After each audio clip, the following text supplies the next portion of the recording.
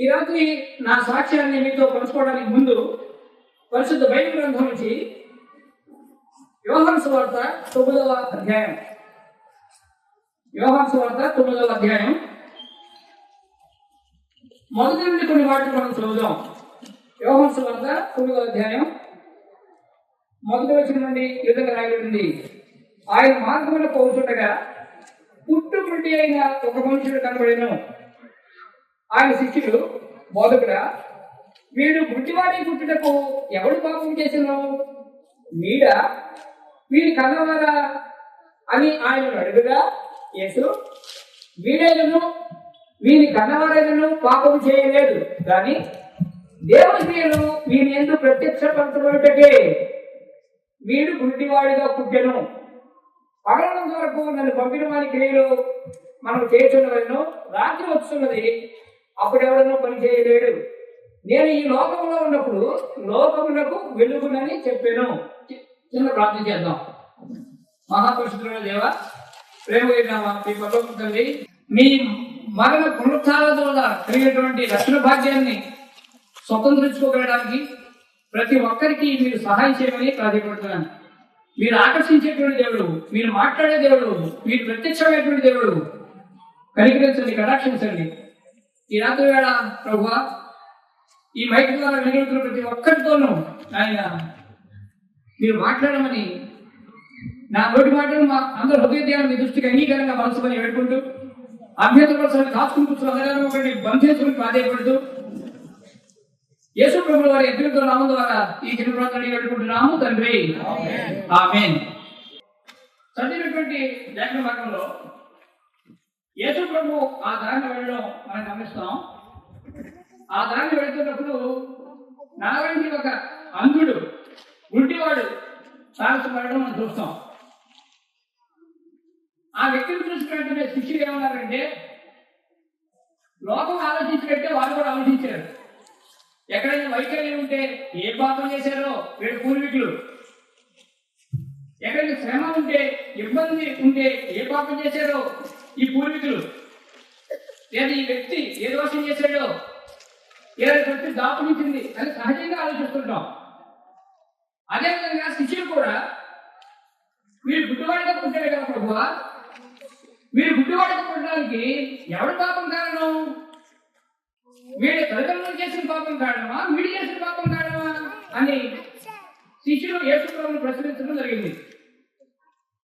అప్పుడు యేసు ప్రభు చెప్పినటువంటి ఒక స్పష్టమైనటువంటి మాట ఏంటంటే, వీడి తల్లిదండ్రుల పాపం వీడు గుడ్డివాడిగా పుట్టడానికి కారణం కాదు, వీడి పాపం వీడు గుడ్డివాడిగా పుట్టడానికి కారణం కాదు, కానీ దేవుని క్రియలు ఈ రెండు ప్రత్యక్షపరచబడడం కోసం వీడు గుడ్డివాడిగా పుట్టాడు అని చెప్పాడు.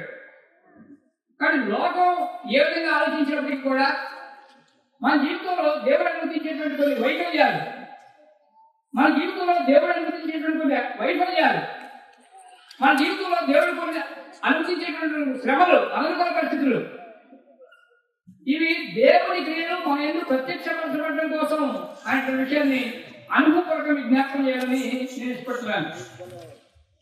నా జీవితాన్ని కూడా ఆలోచన చేసినప్పుడు 1976 సంవత్సరంలో ఓ పేద కుటుంబంలో 3వ సంవత్సరంగా కళ్ళైనటువంటి వాడిగా నేను జన్మించడం జరిగింది. నాకు ముందు అన్నయ్య ఆరోగ్యంగా ఉంటాడు, అక్క ఆరోగ్యంగా ఉంటుంది. నేను మాత్రమే చూపుకునేటువంటి వాడిని కారణం చేత మా తల్లిదండ్రులు నా కోసం ఎంతో ప్రయాసపడి ఎంతోమంది డాక్టర్స్ కలిసి ఎన్నో ప్రయత్నాలు చేసి కొంతైనా చూపు వచ్చేలాగా చేయాలని వాళ్ళు తాపత్రయపడ్డారు. ఇలా ఎన్నో హాస్పిటల్స్కి వెళ్ళారు. అప్పట్లోనే ఫారిన్ డాక్టర్స్ వచ్చి విజయవాడ క్యాంప్ నిర్వహించాలని చెప్తే అక్కడ కూడా తీసుకెళ్ళారు. వాళ్ళ తాపత్రయం ఏంటంటే, కొంచెమైనా చూపు వస్తే వాడి పని వాడు చేసుకోగలుగుతాడు అనేటువంటి ఉద్దేశంతో. కానీ ఎక్కడికి వెళ్ళినా డాక్టర్స్ చాలా స్పష్టంగా ఏం చెప్పారంటే, మీ వాడికి బైపాస్ పుట్టుకతోనే చూపు లేదు, ఆ కారణంగా మీ వాడికి వైద్య సదుపాయం ద్వారా చూపు తీసుకురావడం సాధ్యం కాదు అని చెప్పారు. ఈ మెదడు నుండి కంటి వరకు ఉండేటువంటి ఆప్టిక్ న్యూరల్ సిస్టమ్ పూర్తిగా డ్యామేజ్ అయిపోయింది, కాబట్టి దీన్ని మనం ఏం చేయలేము అని చెప్పేశారు. ఓ డాక్టర్ గారు అయితే నా నాన్నగారిని పక్కకు పిలిచి మీ మీద అభిమానంతో చెప్తున్నాను, ఇంకా ఖర్చు పెట్టద్దు, ఉపయోగం లేదు అని చెప్పేశారు. ఇలా రోజులు గడుస్తుండగా మా తల్లిదండ్రులు ఎంతో నిరుత్సాహంతో ఉండేవారు. ఇలాంటి చూపులైనటువంటి పిల్లాడు పుట్టాడు అని అమ్మ ఎంతో కుంగిపోతూ ఉండేది. బంధువుల మాటలు, స్నేహితుల మాటలు, సూటికోటి మాటల చేత ఎంతో నిరాశ చెందుతూ ఉండేది. ఒకనొక దినాన మా పెద్దరాజు గారు ఏడుస్తున్నటువంటి మా తల్లిగారిని ఉద్దేశించి అన్నారు, అమ్మా నీకు గుడ్డి పిల్లవాడు పుట్టాడని ఎందుకు బాధపడుతున్నావు అని అన్నారు. ఒకవేళ నేను ఆకలిస్తున్నాడేమో అనుకుంటే ఆయన చెప్పినటువంటి మాట ఏంటంటే, ఇలాంటి చూపులైనటువంటి పిల్లలు బస్ స్టాండ్ లో, రైల్వే స్టేషన్ లో అడుక్కుని వాళ్ళ అమ్మాయిని పెంచడం లేదా, నువ్వెందుకు నిరాశపడతావు అని అన్నాడు ఆయన. నా పరిస్థితి భవిష్యత్తును ఊహించి ఆయన గురించి అలా చెప్పుండొచ్చు, నిజమే, ఇంకా అది కారణం లేదు. ఒకవేళ యేసు ప్రభు నా జీవితంలో ఉండి ఉండకపోతే ఆయన ఉద్దేశించినట్టే నా జీవితం ఉండేదేమో అని నేను ఎప్పటికీ నమ్ముతాను. కానీ ప్రభు కనిపించినటువంటి దేవుడు. ఈ విధంగా రోజు గడుస్తున్నటువంటి తరుణంలో మా ఊరిలో పనిచేసినటువంటి ఒక టీచర్ గారు మా ఇంటి ముందు నుంచి వెళ్తూ వస్తున్నటువంటి వారు. ఆమె ఆగినప్పుడల్లా ఓ మాట మా తల్లిగారితో చెప్పేది, అమ్మ నేను చెప్తున్నానని ఏమనుకోవద్దు, మీరు ఎన్నో ప్రయత్నం చేస్తున్నారు, మీ వాడిని చూపు రావాలని ఎంతో ఖర్చు పెడుతున్నారు, ఎంతో ప్రయాసపడుతున్నారు, కానీ మన ఊళ్ళో ఉన్నటువంటి యేసుక్రీస్తు మందిరానికి మీ అబ్బాయిని తీసుకువెళ్తే మీ అబ్బాయి చూపు రావడానికి అవకాశం ఉంది. యేసుక్రీస్తు దేవుడైనటువంటి దేవుడు, నిజమైనటువంటి దేవుడు. ఆయన ఎన్నో ఆశ్చర్య అద్భుత కార్యాలు చేసినటువంటి దేవుడు. ఎంతమంది చూడలేనటువంటి వాళ్ళు ఆయన నమ్ముకున్న తర్వాత చూడగలిగారు, ఎంతమంది నడవలేనటువంటి వాళ్ళు యేసు ప్రభువు నమ్ముకున్న తర్వాత గెలవగలిగారు. ఆయన గొప్ప దేవుడమ్మా అని చెప్తే మా వాళ్ళు విని ఊరుకున్నారు. కారణం ఏంటంటే మా క్రైస్తవేతర కుటుంబం, మా పూర్వీకుల్లో కానీ మా బంధువుల్లో కానీ ఈ యేసు ప్రభువును కొలిచినటువంటి వాళ్ళు కానీ ఈ అనుసరించినటువంటి వాళ్ళు కానీ ఎవరూ లేరు. ఆ కారణంగా ఈ రోజు మనం ప్రత్యేకంగా ఈ యేసు ప్రభువును నమ్ముకుంటే అనవసరమైన ఇబ్బందులు ఎదురవుతాయి అనేటువంటి ఉద్దేశంతో మా వాడిని విని విడిచిపెట్టారు. కానీ తల్లిగారు వచ్చినప్పుడల్లా ఇదే ఒత్తిడి చేయడం. మా తల్లిగారికి ఒక ఆశ కలిగింది, ఇంత ప్రయత్నం చేస్తున్నాం, ఇంత ఖర్చు పెడుతున్నాం, ఇంత ప్రయాస పెడుతున్నాం, కానీ ఉపయోగం లేదని డాక్టర్ చెప్తున్నారు. ఏ పుట్టులో ఏ కోపం ఉందో అని పెద్దలు అంటారు కదా, ఒకవేళ ఆ యేసుక్రీస్తు దగ్గరికి మా అబ్బాయిని తీసుకువెళ్తే ఏదో చూడగలుగుతాడేమో అని మా తండ్రి గారితో సంప్రదిస్తే, ఆయన అప్పటికే డ్రామా యాక్టర్గా ఉండేవారు. ఈ జిల్లాలోనే కాకుండా అనేక జిల్లాల్లో ఆయన ప్రదర్శన ద్వారా ఎంతో పేరు పొందినటువంటి వ్యక్తి. ఓ 20-30 మంది ఎవరో స్థాయిలో ఎప్పుడు ఉండేటువంటి వారు. ఆయన లోకంలో ఆయన ఉండి ఉన్నటువంటి వ్యక్తి. ఆయన పరిస్థితుల్లో యేసు ప్రభువుని అనుసరించడం ఏమాత్రం ఇష్టం లేక, కావాలంటే నువ్వు వెళ్ళు కానీ నన్ను మాత్రం బలవంత పెట్టద్దు అని చెప్పారు. సరే, అమ్మ కూడా ఇష్టం లేదు. కారణం ఏంటంటే వేరే ప్యాంట్లోకి వెళ్ళాలి, ఆ ప్యాంట్లోకి వెళ్ళడం, ఆ ప్రజలతో కలవడం, అక్కడ ఉండడం అమ్మకి ఏమాత్రం గుర్తించలేదు. అయినప్పటికీ కూడా ఈ టీచర్ ప్రేమతో చెబుతున్నారు, ప్రయోజనం ఉంటుంది అని నమ్మకం కలిగిస్తున్నారు, చూద్దాం అనేటువంటి ఆశతో నన్ను మా తల్లిగారు ఆ ఊళ్ళో ఉన్నటువంటి ఆ పేటలోకి, ఆ పేటలో మందిరంలోకి నన్ను తీసుకువెళ్ళింది. అక్కడికి వెళ్ళిన తర్వాత కూడా ఇది నేను రాకూడని ప్రదేశం, వీళ్ళు నేను కలవకూడని ప్రజలు అని ఓ దూరంగా ఆ మందిరంలోనే నన్ను కింద పడుకోబెట్టి కళ్ళు మూసుకొని చిన్న ప్రార్థన చేసిందట. యేసు ప్రభువా, నువ్వు నిజమైన దేవుడు అని ఆ టీచర్ అని చెప్పింది, నువ్వెన్నో అద్భుత కార్యాలు చేస్తావని కూడా చెప్పింది. అలాగైతే నా కొడుకు కనీసం నీ పుస్తకం చదివే చూపైనా ఇవ్వయా అని అడిగిందట. ఇది బైబిల్ అంటారని సంగతి మా తల్లిగారికి తెలియదు, కానీ క్రైస్తవ చేతిలో పుస్తకం ఉంటుంది కాబట్టి ఆ పుస్తకం చదివే చూపైనా ఇవ్వయా అని అడిగిందట. అక్కడ పాస్టర్ గారు ప్రార్థన చేశారు, విశ్వాసులు ప్రార్థన చేశారు. అమ్మ వచ్చినటువంటి ఒకే ఒక మాట ఈ ప్రార్థన చెబుతూ ఉంది, ఈ దేవుడు కలగజేస్తున్న దేవుడు అని అమ్మకు తెలియదు, ఈ దేవుడు మాట్లాడే దేవుడు అని అమ్మకు తెలియదు, ఈ దేవుడు అద్భుతంగా చేసేటువంటి దేవుడు అని అమ్మకు తెలియదు. కానీ విశ్వాసంతో ప్రార్థన చేసినప్పుడు ప్రభు కనిపిస్తూ వచ్చాడు. ఆశ్చర్యపోయే విధంగా కొన్ని వారాల తర్వాత నేను దీపం వైపు చూడడం ఆరంభించాడట. ఆశ్చర్యపోయి ఇదేంటి, వీళ్ళకి చూపు లేదని చెప్పారు, రాదని కూడా చెప్పారు, దీపం ఎటు పెడితే అటు తిరుగుతున్నాడు అని చెప్పి మళ్ళా పట్టుకుని పొరుగు పరుగులు డాక్టర్ దగ్గరికి వెళ్ళారు. డాక్టర్ గారు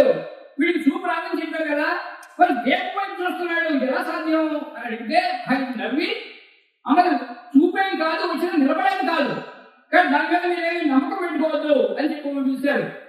నేను నడిచే ప్రయాణం వచ్చేటప్పటికి దేనికి తగలకుండా ఎక్కడ పడిపోకుండా కొంచెం చూడగలడం చేత మా తల్లిగారు ఈ క్రైస్తవ విశ్వాసంలో స్థిరపడింది. అంతవరకు మన పండుగలు ఎంతో ఆచారబద్ధంగా సాంప్రదాయబద్ధంగా ఆచరించేటువంటి మా తల్లిగారు ఈ యేసు ప్రభు నా జీవితంలో నా కుటుంబంలో మేలు చేశాడు అని ఈ పండుగని నిర్వహించడం విడుదల చేసి యేసు ప్రభు నమ్ముకుని మందిరానికి వెళ్ళడం ఆరంభించింది. ఇలా కొన్ని వారాలు జరిగిన తర్వాత మేము వ్యాపార నిమిత్తం ఒక్కొక్క సంవత్సరం ఒక్కొక్క ప్రాంతంలో ఉండేటువంటి వాళ్ళం. మా వృత్తి సారా వ్యాపారం. ప్రభుత్వమే పాట నిర్వహించి కొన్ని ప్రాంతాలు కొంతమందికి అప్పగిస్తూ ఉండేటువంటి వారు ఆ రోజుల్లో. అందులో భాగంగా మేము ఆ ప్రాంతాల నుంచి మరో ప్రాంతానికి వెళ్ళిపోయాం. మేము వెళ్ళినటువంటి ఈ నూతన ప్రాంతంలో క్రైస్తవ సంఘం అందుబాటులో లేదు, దైవజనులు అందుబాటులో లేరు. ఆ కారణంగా మా తల్లిగారు కొన్ని రోజులు వ్యక్తిగతంగా ప్రార్థన చేసుకుంది. కానీ నాన్నగారి దగ్గర నుంచి ఉన్నటువంటి వ్యతిరేకత చేత, బంధువుల దగ్గర నుంచి వచ్చినటువంటి అసమ్మతి చేత క్రమేణా ఆమె క్రైస్తవ విశ్వాసానికి దూరం కావడం ప్రారంభించింది. నెమ్మదిగా వారితో కలిసి ఒక్కొక్క పండుగ నిర్వహించుకోవడం జరుపుకోవడం చేస్తూ వచ్చింది. నా నిమిత్తం ఒక మొక్కుబడి చేసుకుంది. ఆ మొక్కుబడి మందిరంలో తీర్చి నెమ్మదిగా క్రైస్తవ్యానికి దూరం కావడం ఆరంభించింది. ఇలా జరుగుతున్నప్పుడు ఈ దేవుడు మాట్లాడేటువంటి దేవుడు, ఈ దేవుడు కలగజేస్తున్నటువంటి దేవుడు అనే దానికి రుజువుగా కీర్తన గ్రంథంలో 16వ కీర్తన 4వ వచనంలో ఈ విధంగా రాయబడింది. కీర్తన 16:4 యెహోవాను విడిచి వేరొకరిని అనుసరించిన వారికి శ్రమలు విస్తరించును అని రాయబడింది. యెహోవాను విడిచి వేరొకరిని అనుసరించిన వారికి శ్రమలు విస్తరించును అని రాయబడింది. ఈ వాక్యం అక్షరాల 100% మా కుటుంబంలో సంపూర్ణంగా నెరవేరింది. మేమంతా పేదరికంలో ఉండేవాళ్ళం. కానీ మా తాతగారి దగ్గర నుంచి మాకు వచ్చినటువంటి ఆస్తి దాదాపు 25 ఎకరాల పొలం ఉండేది. వ్యాపారంలో ఎంతగానో దీవించబడ్డాం, ఆశీర్వదించబడ్డాం. యేసు ప్రభువును నమ్ముకున్నాక మీరు బాగా వర్ధిల్లారు అని మా బంధువులు చెప్పుకునే విధంగా మేము దీవించబడ్డాం. లక్షలాది రూపాయల నగదు ఉండేది, ఒక జీపు ఉండేది, 2 మోటార్ సైకిళ్లు ఉండేవి. ఎంతో ఉన్నతంగా బతికినటువంటి వాళ్ళం. కానీ యేసు ప్రభువును విడిచిపెట్టిన తర్వాత ఈ ఆశీర్వాదాన్ని నెమ్మదిగా మమ్మల్ని విడిచిపెట్టుకోవడం ప్రారంభించాయి. నాన్నగారు కొద్దిపాటి వ్యసనాల ద్వారా 25 ఎకరాల పొలం ఒక్కొక్క ఎకరంగా ఆయన అమ్ముతూ వచ్చారు. ఇలా కర్పూరంలో పొలం అంతా కరిగిపోయింది. నగరంలో ఉన్నటువంటి ఆస్తంతా కూడా తరిగిపోయింది. జీపు అమ్మేశాం, మోటార్ సైకిల్ అమ్మేశాం. కట్టుబట్టులతో మేము రోడ్డు మీద నిలబెట్టే పరిస్థితి మా కుటుంబంలో ఎదురైంది. అమ్ముకో సంగతి అర్థమవుతుంది. నేను యేసు ప్రభువును నమ్ముకున్నాను, ఆయన దీవించాడు, నేను యేసు ప్రభువును విడిచిపెట్టాను, ఈ ఆశీర్వాదాలు విడిచిపెట్టాయి అనేటువంటి విషయం అమ్మకు అర్థమవుతుంది. కానీ మళ్ళా యేసు ప్రభు దగ్గర రాలేని పరిస్థితుల్లో అమ్మ ఉండిపోయింది. ఇలా మేము ప్రభుత్వ పాఠశాలలో చదవడం కూడా కష్టమవుతున్నటువంటి దినాల్లో నన్ను తీసుకొచ్చి 7వ తరగతిలో మా ఏలూరులోనే గూడ్షెడ్ రోడ్లో రైల్వే స్టేషన్ కి పాత బస్ స్టాండ్ మధ్యలో అప్పట్లో డిజేబుల్డ్ వెల్ఫేర్ హాస్టల్ ఉండేది. వికలాంగుల బాలుల వసతి గృహం ఉండేది. అక్కడ నన్ను జాయిన్ చేశారు. కారణం ఏంటంటే ఒక్కడి ఖర్చు తగ్గినట్టే అనేటువంటి ఉద్దేశంతో నన్ను తీసుకొచ్చి ఆ హాస్టల్లో జాయిన్ చేశారు. ఆ హాస్టల్ జీవితం నాకు ఏ విధంగా ఉండేది అంటే మా వారిని గారు పెద్దగా పట్టించుకునేటువంటి వారు కాదు. కాబట్టి మేము స్కూల్కి వెళ్ళడం ఎగ్గొట్టి చక్కగా మేము సినిమా హాల్ తిరుగుతూ ఉండేటువంటి వాళ్ళం. ఆ విధంగా 7వ తరగతిలోనే ఒక యవనస్తుడు కూడా పోడైపోవడానికి అవకాశమైనటువంటి తీరులో నా జీవితాన్ని నేను పోటీ చేసుకోవడానికి అవకాశం అయింది. ఈ విధమైనటువంటి పరిస్థితి అయినటువంటి మా తండ్రి గారు ఇక్కడుంటే వీడు కూడా దక్కడు అని భయపడి నన్ను తీసుకెళ్ళి మా చలచిత్రపురం గ్రామం, మా సొంత గ్రామంలో ఉన్నటువంటి హై స్కూల్లో జాయిన్ చేశారు. అది సంస్కృతం ఉన్నటువంటి పాఠశాల. ఆ విధంగా 8, 9, 10 తరగతులు నేను మా గ్రామంలోనే మా హై స్కూల్లోనే చదవడానికి అవకాశం అయింది. నాకు ఈ కొద్దిపాటి చూపు యేసు ప్రభు అనుగ్రహించినప్పటికీ కూడా ఈ సంగతి నాకేమీ తెలుపబడలేదు. నేను ఈ మార్గంలో ఎదగలేదు. ఆ కారణంగా మా బంధువులతో పాటు నా స్నేహితులతో పాటు మన పండుగలను ఆచరిస్తూ ఉండేటువంటి వాడిని. మా అక్క ఈ పండుగలు ఎంతో భక్తి శ్రద్ధలతో ఆచరించేది. ఆమె దగ్గర అనేక పుస్తకాలు ఉండేవి. ఈ పుస్తకాలను చదువుతూ ఉండేవాడిని, ఆసక్తితో ఉంటూ ఉండేటువంటి వాడిని. మన గ్రంథాలు ఉద్గ్రంథాలైనటువంటివి నేను దగ్గర పెట్టుకుని చదివి అనేక విషయాలు నేర్చుకోవడానికి చిన్న వయసులోనే నాకు అవకాశం అయింది. కొంతమంది మాటల ప్రభావం చేత క్రైస్తవ్యానికి వ్యతిరేకమైనటువంటి ఆలోచన నా హృదయంలో ఏర్పడింది. ఈ విధంగా క్రైస్తవ వ్యతిరేకంగా ఉండాలని ఆశిస్తున్నటువంటి నేను ఇంటర్మీడియట్ వచ్చినప్పటికీ మన ఏలూరులోనే సిఎల్ఎన్ కాలేజీలో నన్ను జాయిన్ చేశారు. కొంతమంది మిత్రులు ఏం సలహా ఇచ్చారు అంటే, నీ ఆలోచన తగ్గట్టుగా పనిచేసినటువంటి సంస్థలు ఉన్నాయి, ఆ సంస్థల్లో నువ్వు చేరితే నీ ఆశయాన్ని నెరవేర్చుకోవచ్చు అని. అంటే క్రైస్తవ వ్యతిరేకంగా పనిచేసేటువంటి సంస్థలు, దైవజనులకు వ్యతిరేకంగా, సంఘానికి వ్యతిరేకంగా, విశ్వాసం వ్యతిరేకంగా పనిచేసేటువంటి సంస్థల్లో పనిచేయాలని తాపత్రయపడుతూ ఉండేటువంటి వాడిని. చూపు సరిగా లేకపోయినా నాయకత్వ లక్షణాలను అలవర్చడం కోసం విద్యార్థి ఉద్యమాల్లో చాలా చురుకుగా ఉండేటువంటి వాడిని. అప్పట్లో సికింద్రాబాద్, విజయవాడ, విశాఖపట్నం ఇలా ఆయా ప్రాంతాల్లో నిర్వహించేటువంటి స్టూడెంట్ క్యాంప్స్ కి నేను అటెండ్ అవుతూ ఉండేటువంటి వాడిని. ఇలా రోజులు గడిచాయి. ఇంటర్మీడియట్ 1వ సంవత్సరం అయిపోయింది. 2వ సంవత్సరంలో వచ్చిన తర్వాత ఓ చోట ఓ రూములో నేను ఉండవలసి వచ్చింది. ఇక్కడ వరకు నేను అనుకున్నటువంటి విధానంలో నా జీవితం బాగానే నడుస్తుంది. కానీ ఇక్కడ ఏం జరిగింది అంటే, నాకు దగ్గరలో కొంతమంది క్రైస్తవ విద్యార్థులు ఉండేటువంటి వాళ్ళు. అందులో ఒక ఆయన పేరు రాంబాబు, ఎందుకో తన పేరు తిమోతి అని పెట్టుకున్నాడు. ఆయన క్రైస్తవ విశ్వాసంలో కొనసాగుతున్నాడు.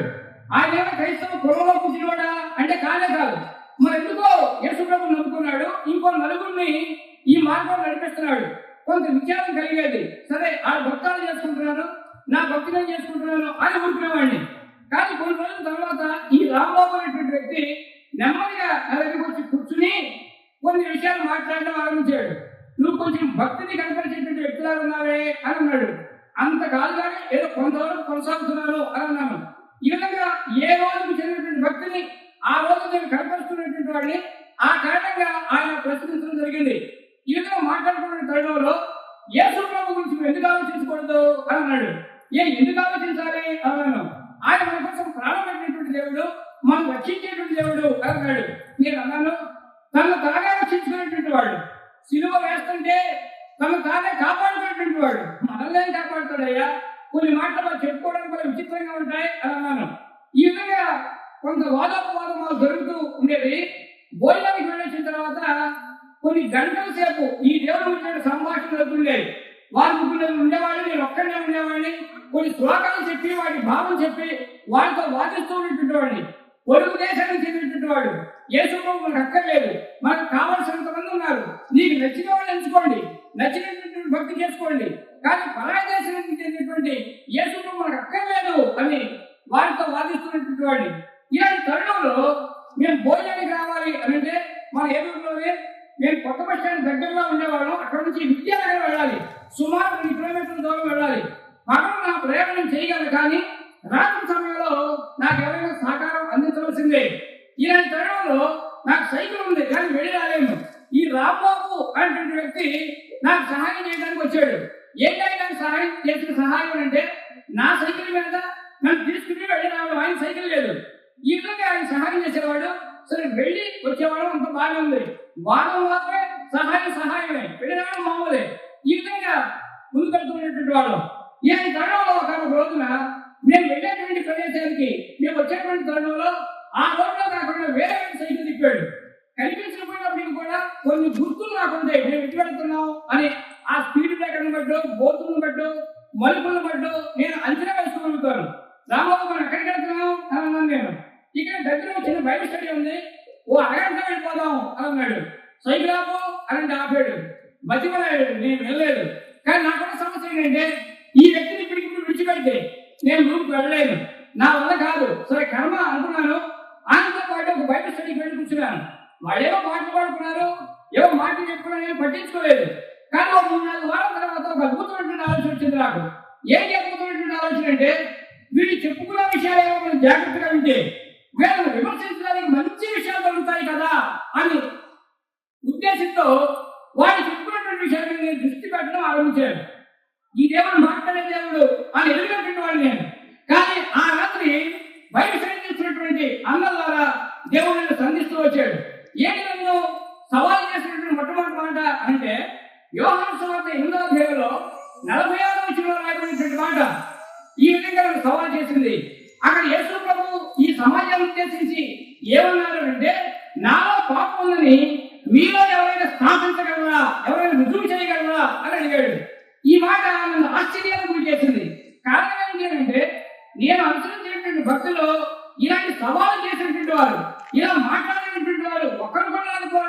నేను గమనించాను. పాపోహం పాపకర్మోహం పాపాత్మ పాప సమూహ హిమా కృపయాదేవ శరణాగత వత్సల అని ప్రార్థించేటువంటి వాళ్ళు. ఆ కారణంగా ఏవైనా లోపాలు దోషాలు ఉంటే అవి వేరలో అని భావించేటువంటి వాడు, భక్తిలో కొనసాగేటువంటి వాడు. అలాంటిది యేసు ప్రభు నాలో పాపం ఉందని మీలో ఏమైనా రుజువు చేయగలరా అనేటువంటి మాట నన్ను ఆశ్చర్యానికి గురి చేసింది. ఆ రాత్రి ఆ మాటను సవాల్ చేశారు. ఆ రాత్రి నాకు కాస్త నిద్ర పట్టకపోవడానికి కారణమైంది. ఈ విధంగా నేను ఆలోచిస్తూ ఉన్నాను. అదే సమయంలో మనకు దగ్గరలోనే మన వీధిలోనే ఉన్నటువంటి ట్రైన్ హౌస్ ఫెలోషిప్ మందిరానికి వాళ్ళు వచ్చేటువంటి వాళ్ళు.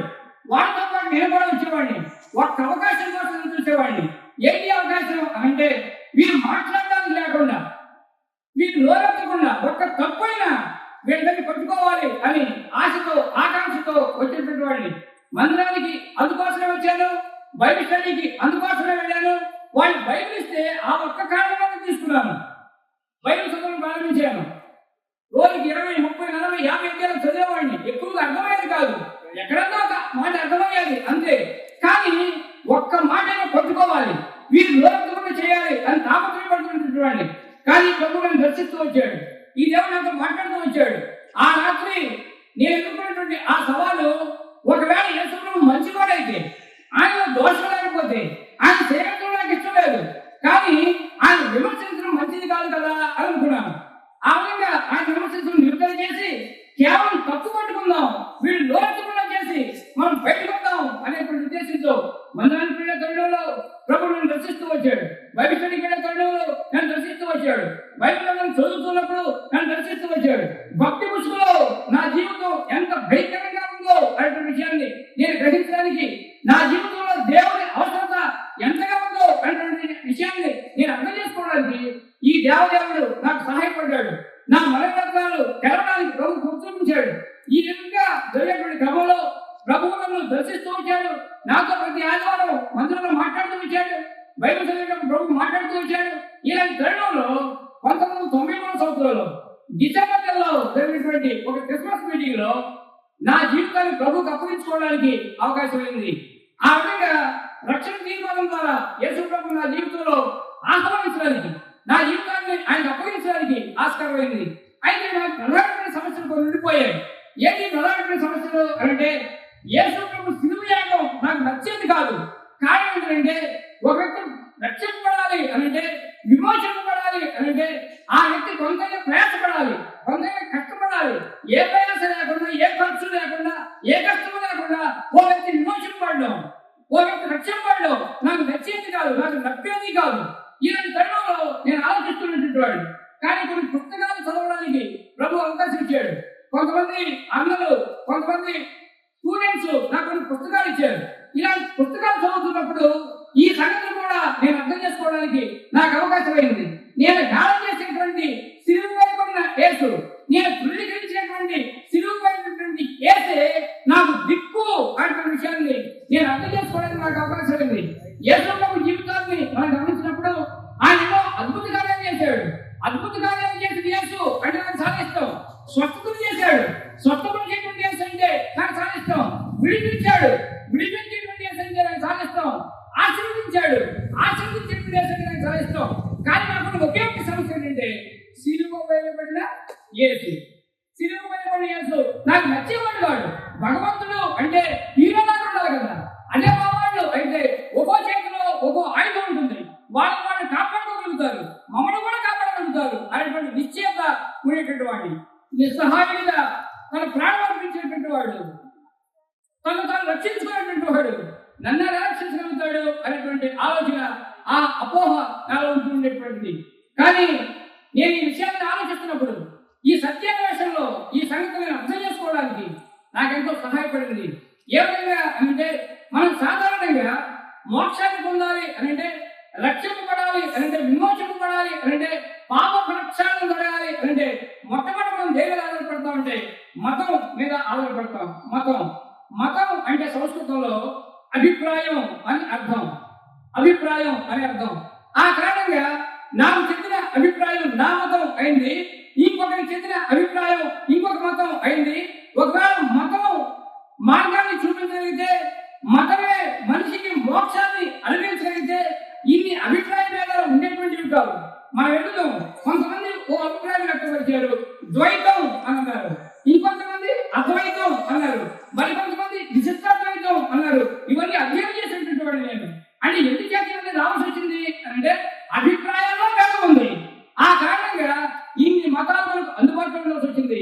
కాబట్టి అభిప్రాయాల్లో భేదం ఉన్నటువంటి ఈ మతం ఒకరి అభిప్రాయానికి మళ్ళీ ఒకరి అభిప్రాయానికి సరిపోయినటువంటి ఈ విషయం నేను మోక్షాన్ని పొందడానికి, నేను రక్షణ పొందడానికి నాకు సహాయపడలేదు అనే విషయాన్ని నేను అర్థం చేసుకోవడానికి అయింది.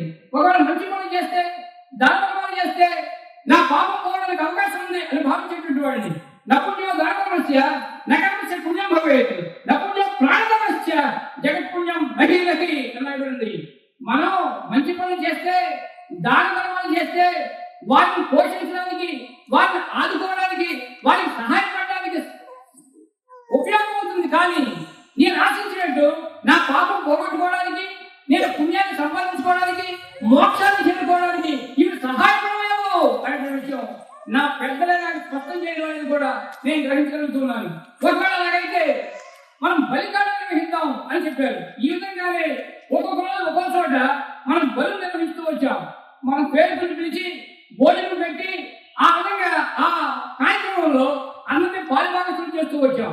ఈ బలిని నిర్వహించాం అంటే సర్వపాప పరిహారం రక్త మోక్షం అవశ్యకము అని రాయబడింది. పాపం పోవాలి, పాపానికి పరిహారం కలగాలి అని అంటే రక్తం చిందింపబడాలి అని సామాన్యంగా చెప్పవచ్చు అని బైబిల్ గ్రంథంలో ఉంది. మేము అన్నటువంటి విశ్వాసం కూడా చెప్పింది. రక్తం చిందింపబడింది, పాప క్షమాపణ లేదు అనే విషయం కూడా చాలా స్పష్టం చేయబడింది. అయితే నేను ఆలోచించినట్టు, నేను ఉద్దేశించినట్టు మేకల రక్తం కానీ, గొర్రెల రక్తం కానీ, ఎడ్ల రక్తం కానీ, ఏ పక్షి రక్తం కానీ, పశువు రక్తం కానీ నా పాపాన్ని పరిహరించలేదు, నాకు పుణ్యాన్ని ఆపాదించలేదు అనేటువంటి విషయం కూడా నేను అర్థం చేసుకోవడానికి ఈ పరిశీలన నాకు సహాయపడింది. తద్రక్తం, ఆ రక్తం పరమాత్మ పుణ్యదాన బలియాగం అన్నబడింది. ఈ రక్తం ఈ పశువుల నుంచి వచ్చేది కాదు, పక్షుల నుంచి వచ్చేది కాదు, పరమాత్ముడే స్వయంగా లోక కళ్యాణం కోసం ఈ లోకంలో ప్రాయశ్చిత్తాన్ని యజ్ఞం చేయాలి.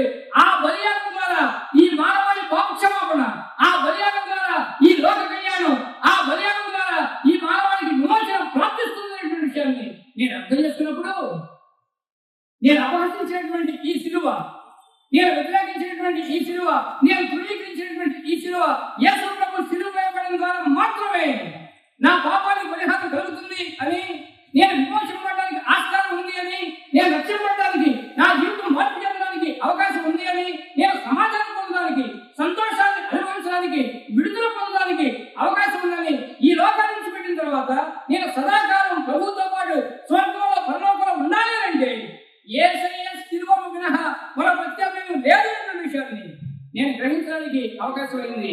ఈ విధం చేతనే, ఈ కార్యం చేతనే ప్రభువు నా మరణాలు తెలిసినప్పుడు దేవుడికి ఉన్న లక్షణాన్ని యేసు ప్రభువునందు మాత్రమే ఉన్నాయి అన్న విషయాన్ని నేను అర్థం చేసుకున్నప్పుడు, ఒక వ్యక్తి విమోచన పడాలి అంటే యేసయ్య ఇచ్చిన శిలువ యాగమే మరో ప్రత్యామ్నాయం లేదు అన్న విషయాన్ని నేను గ్రహించినప్పుడు, ఈ లోకంలో సంతోషంగా సమాధానంగా ఉండడానికి యేసు ప్రభువు నమ్ముకోవడం మినహా మరో ఆస్కారం లేదన్న విషయాన్ని గ్రహించినప్పుడు, ఈ లోకాన్ని విడిచిపెట్టిన తర్వాత యుగాలు శాశ్వతంగా పరలోకంలో స్వర్గంలో ఉండాలంటే యేసు ప్రభువు మినహా మరో మార్గం లేదన్న విషయాన్ని నేను అర్థం చేసుకున్నప్పుడు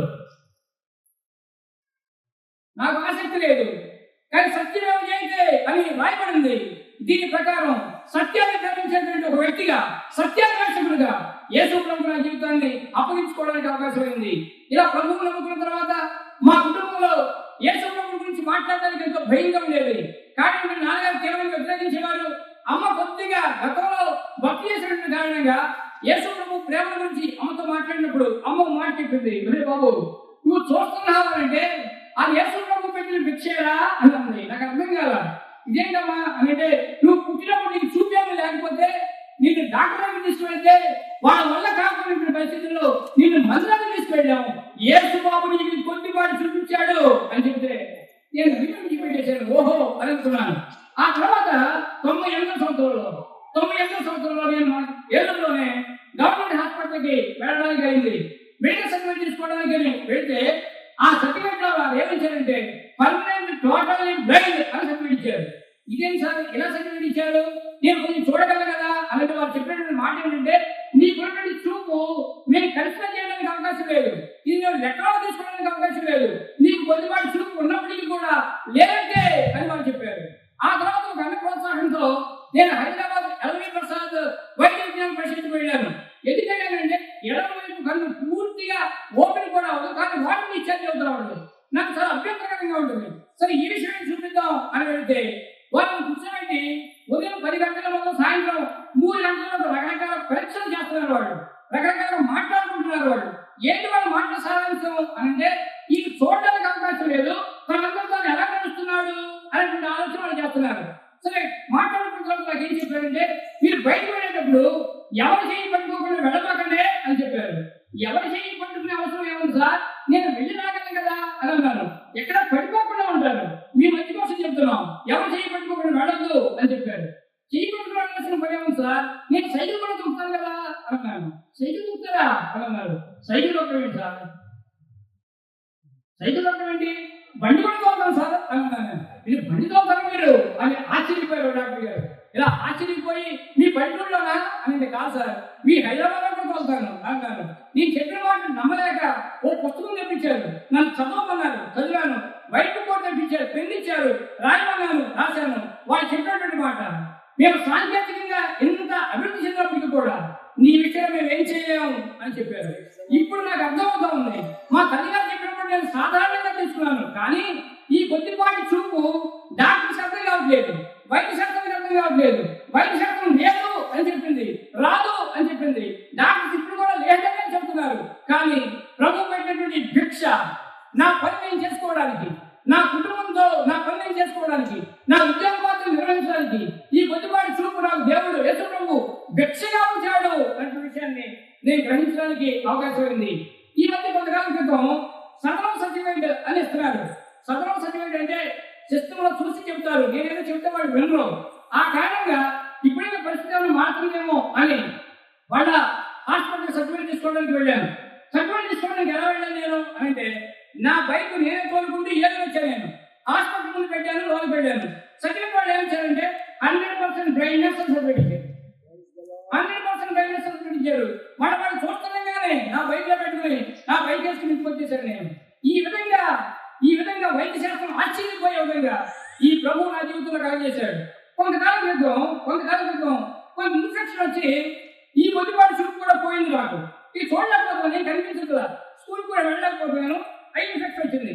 ఈయన తరుణంలో మన ఏరియాలోనే ఒక సీనియర్ డాక్టర్ దగ్గరికి వచ్చాను నేను. సీనియర్ డాక్టర్ దగ్గరికి వచ్చి, సార్ ఇది పరిస్థితి అంటే, చూపు లేనటువంటి కన్నులో చూపు పోయిందంటారండి అన్నాడు. మీకు అర్థమైందా? చూపు లేనటువంటి కంటిలో చూపు పోయిందంటారండి. సరే నీకేదో ఉందని భ్రమ ఉంది కాబట్టి ఎవరి సర్టిఫికేట్ అన్నాడు. వాళ్ళు ఏం చెప్పారు, వాళ్ళు ఇదే చెప్పారు. ఇప్పుడు వెళ్తే మాత్రం ఏం చేస్తారు, ఇది చేసేదే లేక ఇంటికి వచ్చారు. ప్రభు కనిపించాడు, ఆ ఇన్ఫెక్షన్ తగ్గడానికి మళ్ళీ చూడడానికి ప్రభు అవకాశం ఇచ్చాడు. ఈ విధంగా దేవుడు ఇచ్చినటువంటి కొద్దిపాటి చూపుతో నా పనులను నేను చేసుకోవడానికి ఆస్కారమైంది. ఆ తదుపరి ప్రభువు నన్ను కనిపించిన విధానం బట్టి మా కుటుంబంలో ఎంత వ్యతిరేకత ఉన్నటువంటి వాళ్ళు, నాన్నగారు అయితే యేసు ప్రభు అంటే ఎంతో ఆయాసంగా ఉండేటువంటి వాళ్ళు. అలాంటిది ఆయన ఎంతో పరిశోధన చేశారు, ఎంతో ఆలోచించారు. యేసు ప్రభు దేవుడు ఆయన మోక్ష ప్రదాత అనే విషయాన్ని ఆయన అర్థం చేసుకుని ఆయన లక్ష్యం పడ్డారు. మా సత్యతపురం గ్రామంలో క్రైస్తవ్యం అంటే మా వాళ్ళు అంతెందుకు చేస్తారు, క్రైస్తవ కుటుంబం ఒక కుటుంబం కూడా లేదు మా గ్రామంలో. ఇలాంటి తరుణంలో యేసు ప్రభు ప్రేమని మా గ్రామంలో తెలియజేసినప్పుడు ఎంతో వ్యతిరేకత కలిగింది. ఇలాంటి తరుణం ప్రభు కనిపిస్తూ వచ్చాడు. నా కోసం ఇక్కడ మా సంఘం మిగిలినటువంటి సహోదరులు ప్రార్థన చేస్తూ వచ్చారు. ప్రభు కనికరపడుతూ వచ్చాడు, బలపరుస్తూ వచ్చాడు. ఎంతో వ్యతిరేకత కలిగింది. అలాంటి పరిస్థితుల్లో కూడా యేసు ప్రభు ప్రేమను కొంతమందికి పంచడానికి ప్రభు సహాయం చేశారు.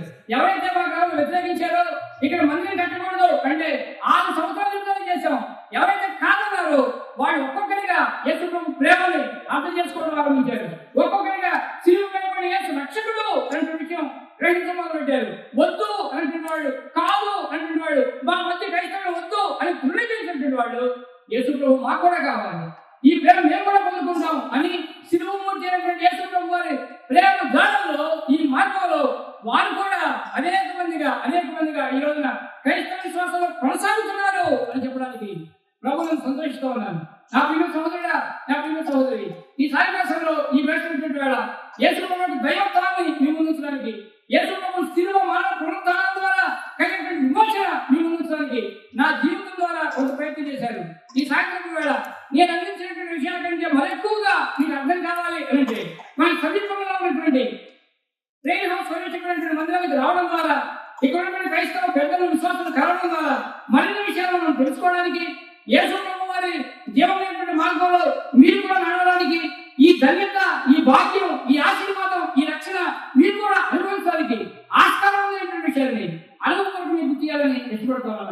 యేసు ప్రభువు ప్రేమైనటువంటి దేవుడు మాత్రమే కాదు, ఈ దేవుడు స్వేచ్ఛనిచ్చేటువంటి దేవుడు.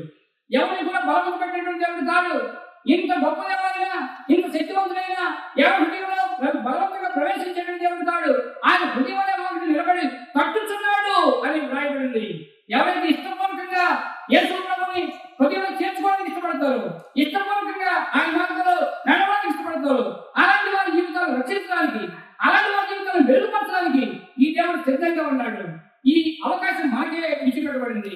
యేసు ప్రభువును నమ్ముకోవడం, ఆయన అనుసరించడం, ఈ లోకంలో సంతోషంగా ఉండడం, ఈ లోకాన్ని విడిచిపెట్టిన తర్వాత పరలోకంలో ప్రవేశించడం మన హక్కు. అలా కాకపోతే ఆయన తృణీకరించడం కూడా మనకు విడిచిపెట్టింది. ఒకవేళ ఆయన తృణీకరిస్తే ఈ లోకంగా కొంత శాంతి సమాధానం లేకుండా ఈ లోకాన్ని విడిచిపెట్టిన తర్వాత యుగ యుగాలు పాతాళంలో బాధపడే అవకాశం కూడా మనకే విడిచిపెట్టబడింది. దేవుడు స్వేచ్ఛను హరించడు, ఆయన రక్షణగా కోరుకోవడం లేదా తృణీకరించడం మనిష్టమే అనే విషయం కూడా లేఖనం జ్ఞాపకం చేసి పెడతా ఉన్నాను. ఇలాంటి తరుణం నాకు ఎదురైనప్పుడు ఎంత విమర్శాత్మకమైనటువంటి నేను సత్యాన్ని అనుసరించడానికి, సత్యాన్వేషకుడిగా యేసు ప్రభువును హృదయంలో ప్రతిష్ఠించుకోవడానికి నేను తీర్మానం చేసుకున్నాను. ఆ చిన్న తీర్మానం నేను విలువైన స్టూడెంట్గా ఉండేవాడినండి. నేను చక్కగా చదువుకోవడానికి నాకు అవకాశం అయింది. చాలా చిన్న వయసులోనే 21 సంవత్సరాల వయసులోనే నేను టీచింగ్ అపాయింట్ అవ్వడానికి నాకు అవకాశం అయింది. నా ఉద్యోగ బాధ్యతలను చక్కగా నిర్వహించడానికి నాకు అవకాశం అయింది. ఎక్కడ పనిచేసినా ఈ కొద్దిపాటి చూపు ద్వారా ఆశ్చర్యపోయేటువంటి విధంగా దేవుడు తన సాక్షిగా నన్ను వాడుకోవడం అనేది కూడా నేను గమనిస్తున్నాను. కానీ ఇంతకంటే మించి మీ జీవితాలు మెరుగుపడాలి అంటే, ఇంతకంటే మించి గొప్పగా మీ జీవితం చూడాలి అంటే, సిలువ నాథుడైనటువంటి, సిలువమూర్తి అయినటువంటి, సిలువ వైపడి ప్రాణం పెట్టి పునరుద్ధరణమైనటువంటి యేసు ప్రభువుని చేద్దాం. ఇలాంటి దేవుడు మనకు కల్పించును గాక. ఆమేన్.